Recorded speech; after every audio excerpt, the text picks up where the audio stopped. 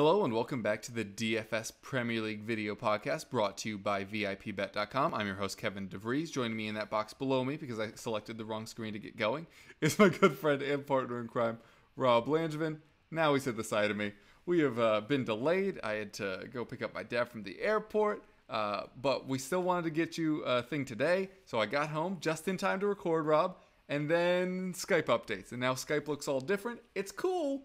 Just there are some issues with it, but we finally got it going, so apologies for the lateness of the hour, especially to those in the UK. To those in the US, it's just like 30 minutes later. It's not a big deal.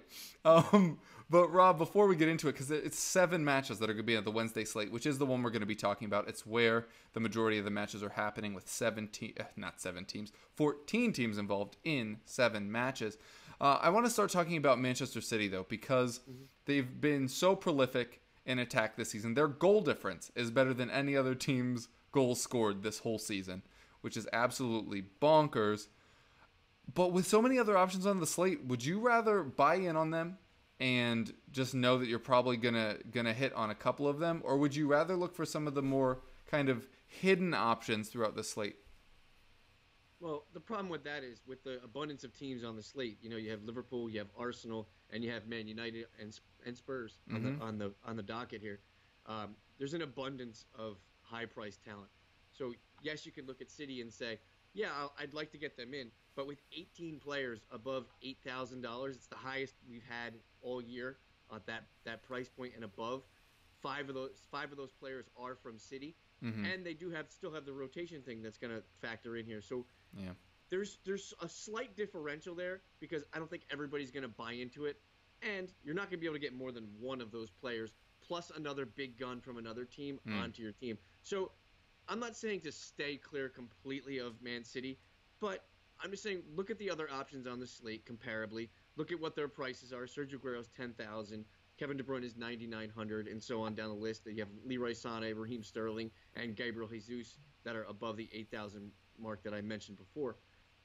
There's guys that are comparable on good teams that are doing DFS-worthy things, but they're not doing Man City-type things. So it's kind of a damned if you do, damned if you don't. It's my favorite expression of all time for Sergio Aguero. Yeah. But in this case, you know, there's differentials to be had with City, but are there really is like a question that you should be asking yourself when you're formulating your with your team, especially with the likes of Liverpool having a favorable matchup, you know, hosting West Brom, and Arsenal on the road to the Hammers. There's some viable options this week, especially in the price, the way up prices, and some cheap guys that you could probably score on this week. Definitely agree with you there. We'll just kind of continue on that City trend. We do have a lot of matches to get through. For me, my like in this match isn't one of the forward options. Sure, some of them will probably get points, but I'm actually going to go with Nicolas Otamendi here, who is I do not want to own in season-long formats, but at least in this one you can just get him in, get him out. And so I just think Nicolas Otamendi is an interesting buy. They have not been keeping clean sheets, but he does have goals in the last 2 matches. He's averaging over 10 points per game over the last 5. And even with the price jump, I still think he's a really decent option. I mean, 4,400 still feels pretty budget for somebody averaging 10 points per game. I mean, people are paying more for that for Kolasinac, although I think he's only like 46. So not significantly, but he's technically still cheaper than that. My dislike is the damned if you do, damned if you don't, Sergio Aguero on 10K. It's risky always to go against him, but I got it right last week. Jesus got the start instead. I got it right the week before when he did get the start and didn't do anything. Single-digit performances in 3 of his last 5, and is worth in both shot accuracy and total shots on target than Gabriel Jesus. Aguero could start, he could score, but I'm probably going to take my money elsewhere. Also of note, Swansea have the 6th best defense in the Premier League. I'm not saying that City can't score against them. They obviously scored against United, who at the time had the 2nd best defense in the league. But just worth noting that while a lot of people are probably looking at Swansea as just a cakewalk, defensively they do have a little bit something extra about them. As opposed to their attack, which just really can't create much at all. But yeah, I'm really liking the Swansea side of this way more than you'd think. Like Wilfried Bony, I think is a really sneaky option at 3,900. And I know you don't believe in these, but the revenge match, exactly, here against Manchester City. And City have, as I said with Otamendi, have not been keeping clean sheets lately. So would not be surprised if something like that popped up. I still think City win this one, but I think Swansea get on the score sheet. I'm going to say 3-1. Oh yeah, Otamendi's a good call. He's basically, if anybody's playing the official game, that's a little bit different than DFS. He's 1 point off the leading scorer of the official game right now. Yeah. Having missed 3 matches this year, so that's significantly pretty good for a defender. Score-wise with this match, I think City take it. I don't think Swansea score though. That's the only thing. No? I think City get back on the clean sheet bandwagon here. I mentioned in the pregame, don't go City crazy. With 5 guys above 8,000, you really can't squeeze more than one if you want to, dip into the bags and goodies of every other team on the slate. But yeah, I think it's 3-0 is cautious tale of Man City this week. Interesting. And obviously, if it was 3-0, then my Otamendi call would look even better. Next up, Everton versus Newcastle. Everton kind of doing some things. We've talked about Sigurdsson for a few weeks in a row. He's kind of turning it on. Newcastle just kind of seemed very blah this season. What are you thinking about this one? Yeah, Everton's a difficult team to get your thumb on. For the first 13 weeks, they looked fantasy nauseous. Is basically what they were. Now that they have a new skipper in there, Big Sam's leading the way, and you're starting to get a feel for his every week roster, which is great news for Evertonians and leaders of the blue over in Liverpool. Things that I like about this team, defensively, especially for this week. I like what Jordan Pickford's been doing. I think that when Leighton Baines actually gets back and their defensive team is more cohesive, I think Everton will probably be every week one of those stable guys that you could probably look at for somebody for fantasy, goodness. Yeah. And then eventually Seamus Coleman is going to come back. Not eventually. It's going to be farther than sooner. Yannick Bolasie is down the road. He just got into an under-23 match this week, so that's encouraging news for anybody fans of the Yannick. But we'll stay here and now. I love Jordan. Clean sheet or bust goal this week, I think, because you're not really going to pay up to get Ederson. I think De Gea is probably going to be vastly overowned because of what he's done over the past and the matchup that they have. So you're looking at like the middle range guys. You're looking at Fraser Forster. I think that you can maybe get cheeky with Kasper Schmeichel. I think Jordan Pickford and maybe Mignolet, if you want to pay up a little bit, are probably the better options on the slate. I love Pickford. I think he's going to do some things. The only bad thing is that I don't think Newcastle peppers the net enough to give him a lot of save points. Yeah. But usually when you pick your goalie, you're looking for a clean sheet that somebody else isn't going to be rostering a lot. You're basically looking for a clean sheet differential if there was one, and it is one. So I'm picking Jordan Pickford this week at 4,600. My dislike, you mentioned him in the pregame, and he basically had a downer game this past week, and I'm going with Sigurdsson at 7,000. His price is so staggeringly low right now that he's less than Matt Ritchie, who is 7,200. Sigurdsson, basically people are going to look at what he did over the last 3 games, but I'm looking over what he did in the last game.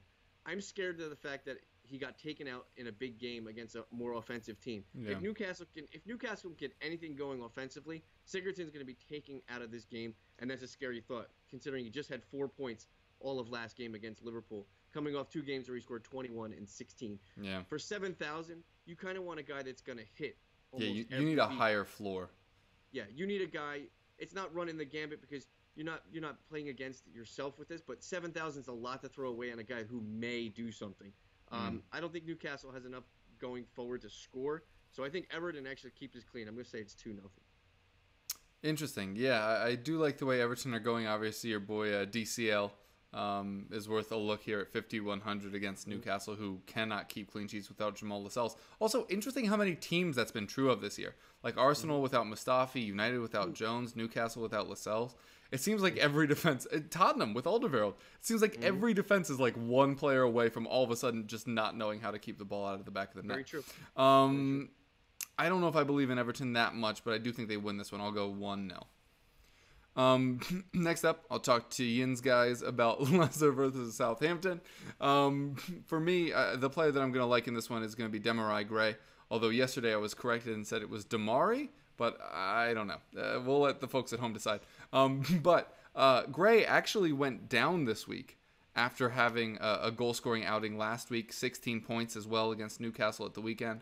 I feel like the people applying these prices are putting way too much respect on Southampton's name just because of their historical significance defensively. Just one clean sheet in the last 10 matches have Southampton earned.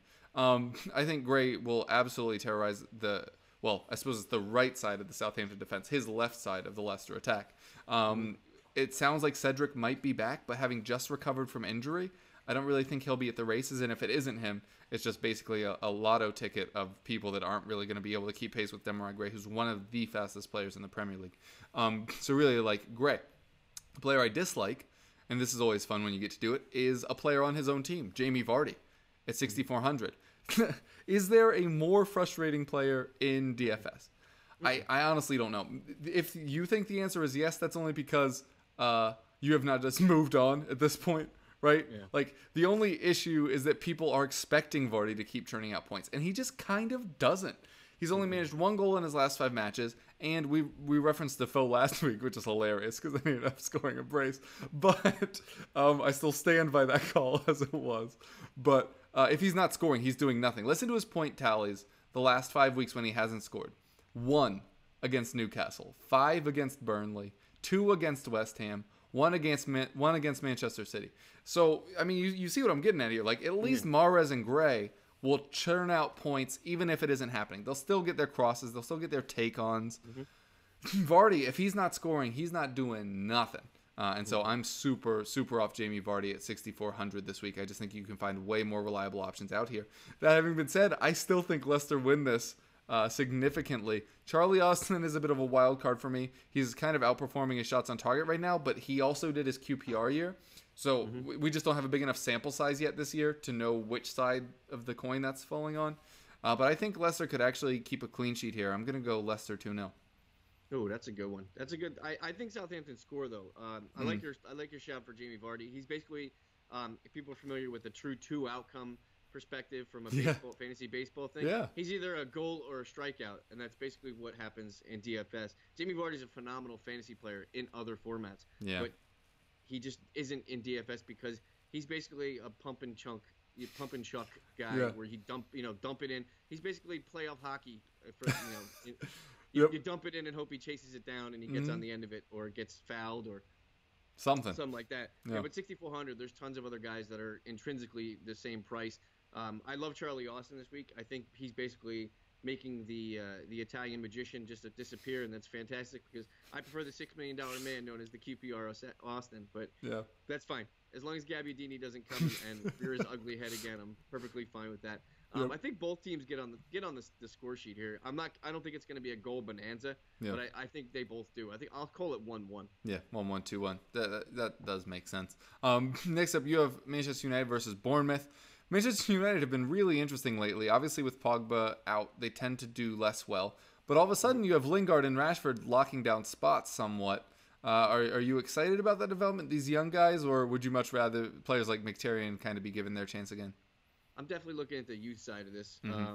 I think United coming off the City game is going to be looking to make a goal-scoring statement. I think that with the scuffle after the match, which allegedly happened, nobody really knows if it does, where they basically got into a fight. The City locker room, they were playing music too loud, blah, blah, blah. Everybody's heard the story. I think that United are going to come out inspired in this game, and I think the inspiration is going to come from Jesse Lingard and Martial and Rashford this week. I like Jesse Lingard at 6,300. I think that he's the preferred guy. When Pogba's not in the lineup, Lingard is in. When Pogba's back in the lineup, I don't think Lingard keeps his spot. It's an unfortunality thing, but guess what? Unfortunately, Pogba's not back, and Lingard is going to play this week at 6,300. He's basically going to do enough to warrant, owning a United guy. He's probably the one United guy I think I can rely on for coverage on the United side to get you decent enough return. I don't think I'm spending enough to get up to Lukaku. You can't trust Mkhitaryan. Rashford he may start, he may not start. Martial, same thing. I think they'll give you decent returns if they do start. But look at their price tags; they're not cheap. Rashford's 8,100, Martial 71. So you're shifting down a little bit to spend money elsewhere. My dislike: anybody on the Bournemouth defense. Charlie Daniels 4,300, Adam Smith 4,000, Simone Francis 3,300, and even the cheap Nathan Ake at 2,700. They have 0 clean sheets in their last 3, and they have 1 double-digit return in the last 5 games between the last 4 of them. That is just awful, and it's not going to be anything you want to be cheeky with and go against a United team. Like I said, I think they're going to score some goals here. I think United's going to come out awfully pissed off, and I think Josie's going to do the reverse bus effect here and tell them to just press and press and press and score a lot of goals because they want the back pages of the Manchester newspapers instead of City this week. Yeah. I think it's going to be 4-0 Ooh. easily. Yeah. Interesting on Lukaku. I doubt the FA can mobilize quickly enough to potentially get a suspension out there for him. But keep an eye on that for the weekend, because that could be the first Ibra match if Lukaku was suspended. And obviously, Ibrahimovic did big things in both DFS and normal formats last season. Agree with you that United will win this one. But again, they just don't really churn out the goals the way they do when Pogba's in there. I'll go 2-0 to United. It's a pretty common trend for me today. I don't know what that's all about. On to West Ham versus Arsenal. The player I like is somebody that, Rob, you and I have both liked over the past 2 years. It's going to be Manuel Lanzini at 6K. He's finally getting back to form. He scored 10 points or more in 4 of his last 5 matches, and he is very clearly the main creator for West Ham. He doesn't need goals or assists to rack up his points, but he could even do that against an Arsenal team that have had plenty of defensive struggles this season, only 10th in that category thus far. On the other side of the ball, I do also like Lacazette, though, who is weirdly cheap on this slate, considering how well he's been doing. I know he frustrated people last week, but, it's taken them 2 years to realize that Southampton aren't as good as they used to be. But for some reason, every week on Lacazette, they're like, oh, he didn't score. Plummet his price. Oh, he did score. Yep. Skyrocket it. Yeah, it's very, very strange what's going on with him. But I think he's at 77. I don't think I have the right page highlighted. 7,800. Yeah, 78. I think that's an absolute steal against West Ham, who, before last week, were the worst defense in the Premier League. But we don't need to get into that with Rob's Chelsea stuff. But my dislike here is going to be Aaron Ramsey, who I admittedly have been touting for the past couple of weeks. Unfortunately, his underlying stats have dipped. His counting stats have just started to. I just think there's going to be a 2-week delay, whereas his counting stats are going to follow his underlying stats downwards, unfortunately. And that's even if he plays, which he may miss through injury. But even if he did start, I would much rather have Ozil, Lacazette, and Sanchez, all of whose numbers are better. And also, sneaky shout for Olivier Giroud, because he does keep scoring from the bench. And always, it's a very frustrating thing with a player that consistently scores as a bench player, because you're always tempted to just put them in the starting lineup, and they tend to be less successful in that. Not to get too crazy historical, but like for Tottenham, it used to be Nico Cranchar. If you started him, he'd be trash, but if you brought him in as a sub, he'd score like game-winning and game-leveling goals constantly. It feels like Giroud has that magic about him right now. So just quickly, do you have any interest in a sub-player like that? Like Gabriel Jesus is another player who, even if he isn't starting, comes on and tends to get goals and assists. I mean, if there was a set rotation and you could predict the game flow in your head, thinking that Giroud would come in like the 65th minute and he would get 25 minutes of run, given his price where it is, yeah, I could see you doing it to try to be like cheeky. But most people that'll have Giroud in their lineups probably put him in and forgot to change their lineups over. True. And did it that way. But going with Gabriel Jesus, I don't think I would do it given his price tag. It's over 8,000, so you're basically wasting 8,000 on a guy coming off the bench, where you could spend that same money and a guy get 90 minutes and luck into a goal, have a lot of ancillary stats that accumulate into something. Ancillary stats versus a late minute goal, they probably weigh each other out, but you're probably not starting somebody that's going to be on the bench. Yeah, absolutely fair. I think Arsenal win this, but do concede. I'm going 2-1. Yeah, I do think Arsenal concede. West Ham came out with a different kind of shape against Chelsea, and they kind of limped to sleep and confused them a little bit, and I think that's what was the result last week. Keep an eye on guys I like this week is Arthur Masuaku. He's playing way out of position. He had the most dribbles this week for a player in a game this season. That was a long, drawn out run-on sentence, but it completely made sense. He had 11 dribbles this week. It's the most. I think that him playing in basically like the midfield, kind of like a wide set piece kind of guy, he could do some things. Look at his price; it's 4,100. I think Arsenal concede. I think West Ham could come out and do the same thing that they did to Chelsea, lull them into sleep, hope to get an early goal. I wouldn't trust any of the West Ham strikers like Chicharito. I know Arnautovic is really cheap; he's at 4,400. I don't think I'd cheat. I don't think I'd try to cheat the squirrel and do it 2 weeks in a row with West Ham. But score-wise, I think you're right on. But I do think both teams score. Yeah, it definitely within the realm of possibility for sure. Next up, Liverpool versus West Brom. Mohamed Salah is just absolute fire of late. Is that where you're going with this one? Absolutely not. I'm actually going the exact opposite. Interesting. I could start with my dislikes, but it would just lead into what you just said. So I want to go anti that and then come back to what you just said. On defense, what I'm liking from Liverpool, Dejan Lovren sucks. I think that Liverpool I think Liverpool needs to find a way to get both Trent Alexander-Arnold and Joe Gomez into the same set at both times. I think Joe Gomez, I think Gareth Southgate said it best. I think he sees him long-term as the center back for England and maybe Liverpool in the future, and it needs to start happening now. Look at what he did last week. He had 15 points for Liverpool, and I think that's going to continue as long as Klopp wants to play his best defense, because the best defense we've seen from them isn't what we've been seeing from them. There is no reason that Dejan Lovren and Ragnar Klavan should be fantasy or actual real Liverpool defenders. So I'm giving a tout towards Joe Gomez this week. I'm waiting for the Liverpool rotation to stop. Yeah. Unfortunately, it may or may not, so just check your lineup with this. But I'm giving a tout to Joe Gomez because he was their best defender last week, and it was not even close to being anything close to that. But my dislike, we mentioned Mo Salah at 10,800. He is my dislike this week because I think people are going to buy way into him too much this week. Given the prices that are surrounding him on the slate of all the players, he's basically the second highest player. Harry Kane is 11,200. Then he's circled by Sergio Aguero underneath him, and Philippe Coutinho is 10,600.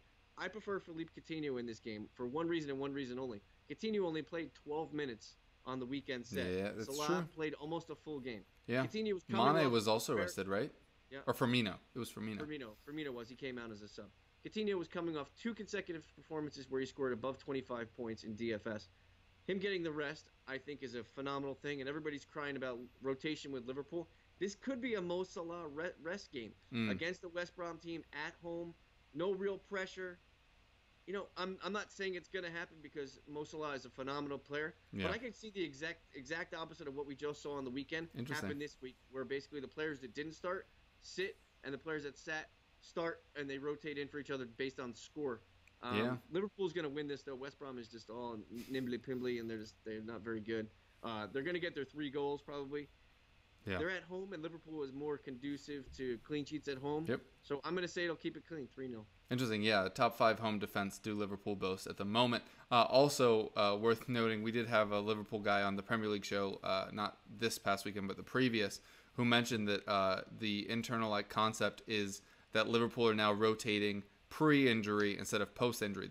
That's how they're exercising their depth, is preventing injuries to players like Mane, who have kind of chronic issues, and making sure that they prevent them instead of having to react to them with that depth. So a lot of sense being made there about potentially some of these guys that we've been owning a lot getting rested at the weekend. We'll wrap up here with Tottenham versus Brighton. My like is going to be Son Heung-min. He's at 8,700, and he should be. He has been going crazy of late, averaging 15 points per game over his last 5 in all competitions. He should be in line to get the start. I think if anybody drops out, it'll actually be Dele Alli. Slight chance of Eriksen as well. There will be just some wackadoo crazy things in the squad because Dyer will have to play as a center back because of no Toby or Davinson, which opens up a midfield slot potentially for Sissoko, who in his role where he kind of plays centrally and out to the right also still gets crosses. I'm not saying I love him, but just like a sneaky option in what is a very good Tottenham attack against what last week was proven was not a very good Brighton defense. But yeah, I really like Son. Again, Brighton allowed 2 goals against Huddersfield, who last week had the worst attack in the league with those 2 goals. They've launched themselves all the way up to 18th. My dislike in this one, unfortunately, is going to be a player that you and I both very much like in Pascal Gross. The performance just haven't been there of late, unfortunately. His price isn't too crazy. 5,700 pretty accurately reflects where he is. You take the good with the bad, and Tottenham aren't really keeping clean sheets. If Brighton get on the score sheet, Gross likely to be involved, but his underlying stats just not there at all. And that is very much reflected in his recent DraftKings performances as well. Just really nothing to hang your hat on. I think Tottenham get away with this one pretty significantly, but will concede. I'll say 3-1. Yeah, that's a good shout. Tottenham definitely is the better of the teams. They're coming in off a hot, good scoring spree. Heung-min Son or Son Heung-min, or whoever you want to say it, is arguably their best player right now. I know Harry Kane keeps scoring. He just came off a brace. And for me to say that's crazy. But Kevin, as a Spurs fan, could probably shake his head and be like, yeah, you're probably a little bit right. So, yeah, score-wise, you're right on. I don't think they keep it because it's the curse of the Toby. Yeah. So, yeah, 3-1's a good score. Cool. All right, we'll come back to the main screen for you to talk to us about who's going to be in your lineup this week. In my lineup this week, I basically went for one high-price guy, and then I comparatively went with a guy who I liked better than somebody who's basically priced the same. So at forward, I started with Philippe Coutinho at 10,600. I basically told you how I prefer him to Mo Salah. I think if Salah starts, he's going to be way overowned and people are going to expect the moon. If Coutinho starts, I think he's going to be underowned because people can't get both in, and they probably want to invest in someone else from City or United or Arsenal. Yeah. My second forward, I went with Riyad Mahrez at 7,400. At 7,400, the options around him are Matt Ritchie, Eric Lamela, or Anthony Martial. You're easily picking Riyad Mahrez there because he does everything intrinsically well for DFS. Midfield, I went with Jesse Lingard at 6,300 and Mesut Ozil at 7,600. Yep. Oh, this game to me against West Ham just screams Mesut Ozil having a game again. There's games where he just completely goes way off, and then he disappears for one game, and then he comes back on the scene. This is a Mesut Ozil game where he's going to just come back on the scene and do some stuff. I talked about Jesse Lingard already. I think that at 6,300, he's going to do enough and hopefully get on the end of a goal because I think United score some goals, come out pissed, and they run rampant over the cherries. Yeah. On defense, I went with Joe Gomez at 5,000. Having a defender at 5,000 kind of scares me a little bit, but it allows me to basically get almost anybody else on the slate that I want if he doesn't play. So rotationally, I'm checking myself because there's only ways to go down from Joe Gomez. And saying that about a Liverpool defense is probably pretty good because it's funny when you speak out loud and you say, "Oh, I want a Liverpool defense," and you're not talking about Moreno and actually meaning it and not laughing at yourself. My other defender is Arthur Masuaku. I love the OOP players. At 4,100, West Ham going against Arsenal. It could be a cheeky play. Probably going to be very, very low owned because I don't think anybody's going to trust in a West Ham defense against Arsenal. Yeah. Probably going to be like, haha, you fooled us once, you can't do it again. Baloney, I think he could do it again. Goalkeeper Jordan Pickford, 4,600. I think Everton's going to do enough to keep a clean sheet. They're coming around defensively. They're waiting for their health to get there. And at 4,600 against Newcastle, I think that's a pretty much good middle ground to hit on a goalkeeper. And my utility, I wanted to get a cheap guy on a game that I think that's going to have the most goals. City really doesn't have any cheap guys. Fernandinho doesn't really do enough unless he scores. United, they're kind of blah. Arsenal, I already have Ozil, so I didn't really want to get there. So I went to Liverpool. I think Liverpool has the markings of scoring the most goals this week against their opponent, maybe Spurs too. But all the Spurs players that you want are above like $7,000. True. And I wanted a guy who didn't play last week. So I'm going with Emre Can at 4,200.